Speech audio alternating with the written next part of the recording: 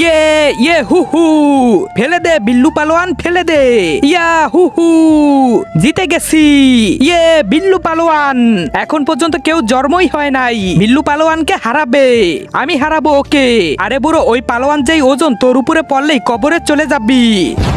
আরে শালা, বেশি কথা বলবি না। চুল পেকেছে তো কি হয়েছে, এখনো 10টা বউ চালাতে পারি। আরে বুড়ো যা, লর। ইয়ে ইয়ে হু হু, ইয়ে ইয়ে। আরে এত বুড়ো পাজামা ভরে হেগে দিল। হা হা হা হা হা হা হা, বুড়ো পাজামা ভরে হেগে দিল। হা হা হা, এই দেশে কেউ নাই যে বিল্লু পালোয়ানকে হারাবে। আমি হারাবো বিল্লু পালোয়ানকে। আরে তুই নিজেকে দেখছোস আর ওকে হারাবি?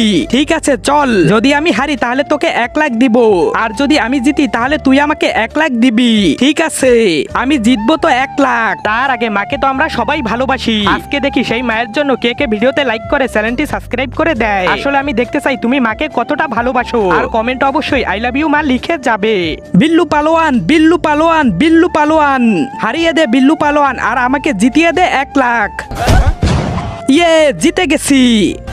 আরে ভাই, তুমি এত বড় পালোয়ানকে হারালে কিভাবে? ওই দেখ বিল্লু পালোয়ান। আরে বিল্লু পালোয়ান, আমাকে জিতিয়ে দে, না হলে কেন, কি করবি? ওই দেখ তোর ছোট ভাই। যদি তুই না হারিস তাহলে তোর ছোট ভাইকে জানে মেরে দিব।